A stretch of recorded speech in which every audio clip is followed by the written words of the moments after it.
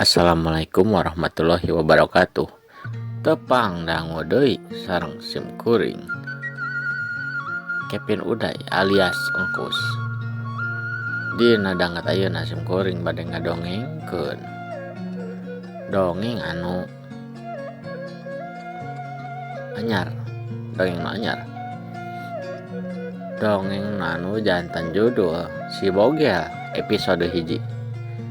Ieu dongeng teh mugi-mugi kanu ngadanguna tiasa jantan panghibur oge pang bebenah kana manahna. Yuk pamirsa supados teu nyarelek nyangkolong ting kana waktos. Hayu urang dangukeun sasarengan. Kumaha ngeunaan Si Bogel episode hiji teh. Yuk mangga. Kocapkeun di hiji pilemburan. Lemburna teh henteu rada hese diakses pami aya rencana pembangunan eta lembur teh. Rada sesah soalna kaliwatan ku tilu gunung geledegan. Kocapkeun di eta lembur teh ngaranna Lembur Cibarogod.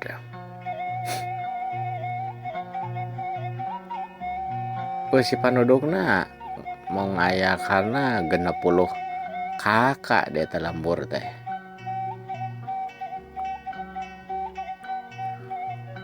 Rereana warga di pelemburan eta loba nu kana tani.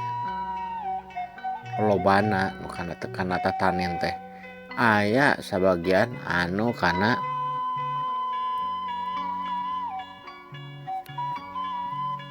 pamayang. Nah kusabab eta lembur teh deukeut ka laut. Kocapkeun di hiji imah di lembur Cibarogod eta teh imahna teu hade leutik ukur 2x2 meter eta imah teh. Kocapkeun aya hiji budak nu pikarunyaeun umurna masih keneh 14 tahun. Pikarunyaeunna teh kumaha? Kusabab pikarunyaeunna teh tacan lila ditinggalkeun ku kolotna maot. Dumeh katarajang panyakit wabah. Antukna eta budak teh hirupna ukur sorangan kusabab dua kolotna aya indungna mah maotna geus lila.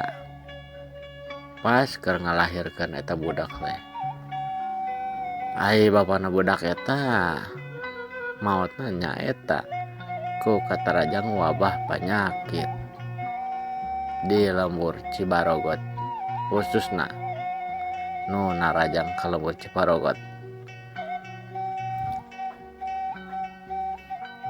Antukna henteu jeung sasaha deui kusabab eta budak teh embung ngaripuhkeun saderek-saderekna boh ti indungna boh kitu oge ti bapana. Loba sih amang atawa uwana anu daek ngurus eta budak. Tapi budak eta embung ngarepotkeun pengkeunana. Tah budak eta teh nu ngaranna Si Bogel teh nu jadi boga lalakon di ieu carita teh. Kocapkeun Si Bogel teh sapopoena kitu kawas warga nu sanesna di lembur Cibarogod. Eta kana tatanen lumayan sih ditinggalkeun warisan ku bapana teh. Nah cukup lah jang sapopoe nyaeta sawah hiji tur kebon di pipir imah anu tas dipelakan sampeu katut jagong tur oge jeung gedang.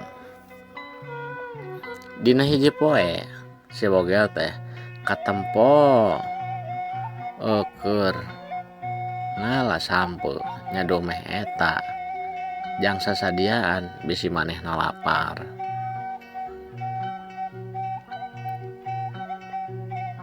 Asana mah saacan kapipir teh si Bogel teh keur lalajo acara dina TV nya TV nage gitu.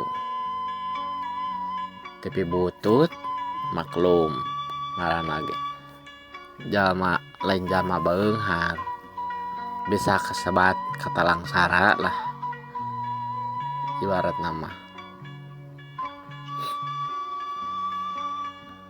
Pas keur lalajo kitu nya beuteung teh ngerebek karasa ku si Bogel teh. Si Bogel banyak lan beuteung nya ngagerentes manehna teh. Aloh tan alasan pokoknya cenah harpanya cek si Bogel dina gerantes hatena tas kitu manehna cengkat tina diukna nu ukur diluhureun samak butut patinggal ti ninina jeung bapana. Sanggeus kitu maneh teh ngecag turun karena golodog hareupeun hau tas kitu nyokot badog nya domeh eta bisi papanggih sasatuan anu teu dipikaharep semua ada oray ya atawa naon lah anu sakirana pingabahayakeun ka manehna. Jang nu jelas nama jang nyacagan eta